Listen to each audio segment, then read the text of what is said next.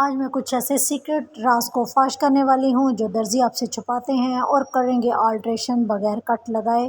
आज की video skip मत कीजिएगा और फुल वॉच कीजिएगा, इससे आपका बहुत ज़्यादा फ़ायदा होने वाला है और बहुत पैसे बचने वाले हैं। बिस्मिल्लाहिर्रहमानिर्रहीम। अस्सलाम वालेकुम। इब्तिसाम क्रिएटिव पावर में आपको खुशामदीद है। Welcome to my channel. हमेशा खुश रहें, आबाद रहें।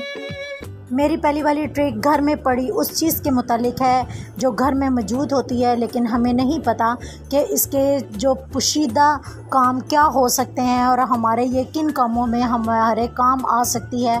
तो ये है देसी साबुन, जो हम इसी तरह ही फेंक देते हैं और कभी कटिंग करके हम मशीन में डालते हैं, लेकिन इसके साथ कुछ और भी यूज़फुल काम होते हैं। वो ये है कि ये कपड़ों के दाग जो हैं वो बड़े अच्छे तरीके से उतारता है। मेरी इस कैप के ऊपर तकरीबन दाग लगा हुआ है परमानेंट इंक का, जिसको उतारते हुए मैंने इसको साबुन लगा के 3 से 4 मिनट छोड़ दिया था और इसको रगड़ने के बाद तो देखें ये दाग मुकम्मल तौर पर उतर चुका है। इसके अलावा इसके साथ चाय और मार्कर के दाग भी बड़े अच्छे तरीके से साफ़ हो जाते हैं। गर्मियों में अक्सर ड्रेस शर्ट के जो कॉलर्स होते हैं वो पीले पड़ जाते हैं और वो इतनी आसानी से मशीन में डालते हुए साफ़ नहीं होते, और अगर हम इसी साबुन का इस्तेमाल करें और 1 से 2 मिनट छोड़ने के बाद इस पर हल्का सा ब्रश लगाएं तो वो टी शर्ट्स के दाग भी क्लीन हो जाएंगे। अब हम बनाए जो कि आपके लिए बहुत ज़्यादा आसानी पैदा करेगा। सिलाई मशीन का काम करें या फिर सुई धागे का काम करें तो करीब की आईसाइट वीक होने की वजह से हमें सुई का जो सुराख है वो नज़र नहीं आता, तो इसके लिए हम एक DIY बनाएंगे जो कि बड़ा इजी होगा। एक मामूली जो पेन हमारे पास बेकार हो जाते हैं, एक पेन ले लें और मोटर वाइंडिंग के दौरान इस तरह की हमारे पास तारें मौजूद होती हैं, बिल्कुल बारीक, ज़ीरो से भी ज़ीरो। तो आप एक इस टाइप की एक वायर ले लें और वायर को इसके अंदर लगा दें और लगाने के बाद पेपर टेप जो है वो इसके ऊपर इस तरीके से रोल कर दें तो हमारा एक DIY ज़बरदस्त सा तैयार है। मैंने सुई के सुराख में इसको डाल दिया है और डालने के बाद जो तार के अंदर मैंने अपने धागे को डाल दिया है और सुई को खींचे तो देखें हमारा धागा कितना इजीली सुई में डल जाएगा। और इस पेन को आप बंद करने के बाद अपनी सिलाई मशीन में रख लें। ज्वेलरी पहनने का शौक़ किसको नहीं होता, तो अक्सर ये होता है कि काफ़ी हैवी किस्म की ज्वेलरी जब हम पहनते हैं और उसमें जो रिंग्स होती हैं वो भारी होने की वजह से अक्सर हमारे हाथ से रिंग गिर जाती है। तो अब इसके लिए एक ज़बरदस्त सी टिप है कि एक रबर बैंड ले लें और रिंग के ऊपर 2 बल दे दें। अब इसी रिंग को अपनी फिंगर में पहनें और अपनी फिंगर में एक बल देकर रिंग को आप पहन लें। आप देखें आपकी रिंग ना आपकी फिंगर से गिरेगी और ना ही कहीं घूमने का डर होगा। तो है ना ये काम की टिप। सर जब हम अपनी पैंट्स वगैरह को हैंग करते हैं तो क्या होता है कि पैंट की एक साइड भारी होने की वजह से हैंगर से नीचे हमारी पैंट गिर जाती है। तो अब इस तरह मत कीजिए, बल्कि इसका अच्छा और सहल तरीका ये है कि पैंट को इस तरह आप बिछा लें। बिछाने के बाद पहले एक वाला पांचा अपने हैंगर में डालें और उसके बाद डालने के बाद आप पैंट को इस तरीके से दूसरे वाले हिस्से को मोड़ लें इस तरीके से, और फिर हैंगर को सीधा करते हुए दूसरे वाले पांचे को भी इस हैंगर के अंदर डाल दें। तो आप देखें कि आपकी पैंट बिल्कुल नहीं गिरेगी। चाहे इसके ऊपर आप और भी पैंट लगा लें, लेकिन ये पैंट अपनी पकड़ की रखेगी और हैंगर से बिल्कुल स्लिप नहीं हो।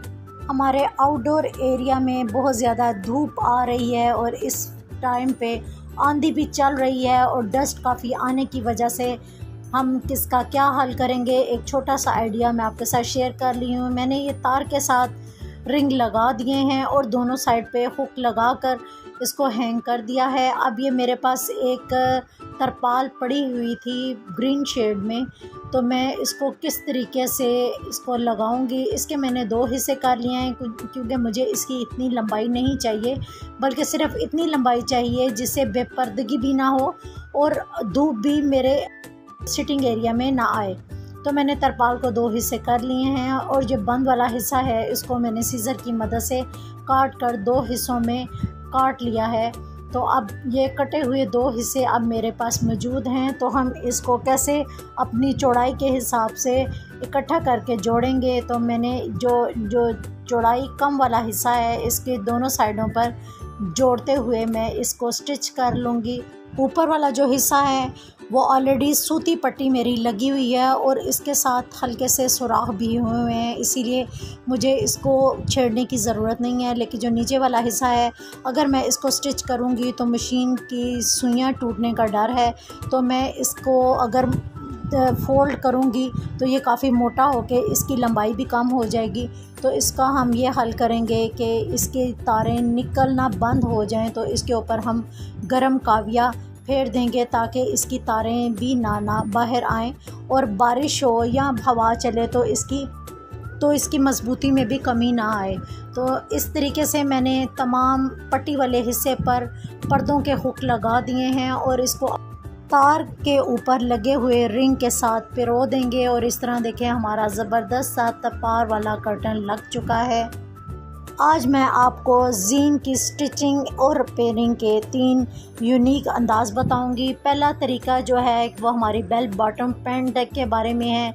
तो इसको अगर हम फ़ोल्ड करेंगे तो हमें ज़रा मुश्किल होगी, इसलिए हम इसके जो नीचे वाला हिस्सा है वो कट कर दिया है और अपनी लंबाई के हिसाब से दूसरे हिस्से को भी मैंने उसी तरीके से कट कर दिया है। तो अब मखसूस किस्म की हमारे पास जो शेप है इसको हम कंट्रोल करने के लिए इसको अंदर की तरफ जो मोटी सिलाई आ रही है उसको भी हम सीज़र की मदद से काट लेंगे ताकि जब हम मशीन लगाएं तो हमारी सुई यहाँ पर आके ना टूटे। अब दूसरे हिस्से का भी जो मोटा हिस्सा है उसको मैंने काट लिया है और इसको मशीन में अंदर की तरफ फ़ोल्ड करते हुए बिल्कुल बारीक सी हम फ़ोल्ड कर लेंगे और इसको मशीन के नीचे रख कर इसको स्टिच कर लेंगे। तो हमें मुश्किल भी नहीं होगी और ना ही हमारी सिलाई मशीन की सुई टूटेगी। तो देखें हमारी जो पैंट है कितने अच्छे तरीके से इसकी लंबाई भी छोटी हो गई और ये इसकी बेल बॉटम शेप भी बिल्कुल ख़राब नहीं हुई।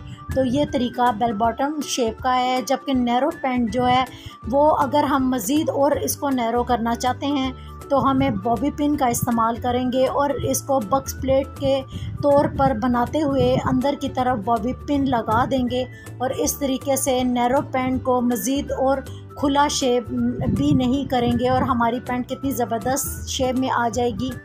एक बच्चे की अगर पैंट लंबी है तो उसको छोटा करने का एक मखसूस अंदाज़ है, वो ये है कि आप इसको फ़ोल्ड ना करें बल्कि इसको बाहर की तरफ फ़ोल्ड करते हुए अंदर की जो तय है इसको 2 इंच प्लेट के मुताबिक सिलाई कर लें जो बिल्कुल साथ साथ होगी सिलाई। अब मैं इसको बाहर वाली मगज़ी के साथ रखते हुए बिल्कुल सीधा स्टिच कर लूँगी। स्टिच करने के बाद मेरी जो पैंट की लंबाई है वो ऑलरेडी छोटी हो जाएगी। स्टिच करने के दौरान जो मोटी सिलाई वाला हिस्सा है अगर वो आ जाए तो उस पर सुई वैसे मत गुजारें बल्कि इसके पैडल को थोड़ा सा ऊंचा करते हुए मशीन को चला दें तो आपकी सिलाई लग जाएगी। मैं इसको काटूंगी नहीं, अगर आप इसको काटना चाहते हैं तो काट लें, लेकिन ये मेरे बेटे की पैंट है तो इसलिए मैंने इसलिए नहीं काटी कि बच्चों का साइज़ बढ़ता रहता है ताकि जब मुझे इसकी दोबारा ज़रूरत होगी तो मैं इसकी सिलाई खोल भी सकती हूँ। लेकिन अगर आपने काटना है तो इसको काट भी लें, लेकिन फिर मैं इसके अंदर बारीक तरपाई कर लूँगी तो मेरी पैंट बिल्कुल रेडी है और ज़रूरत के तहत मैं इसको लंबा भी कर लूँगी। मैं उम्मीद करती हूँ कि मेरा ये चैनल आपको पसंद आया होगा, मेरी ये ट्रिक्स आपको अच्छी लगी होंगी। तो प्लीज़ मेरे चैनल को लाइक, शेयर और सब्सक्राइब करना मत भूलिएगा। दुआओं में ज़रूर याद रखिएगा। अल्लाह हाफिज़।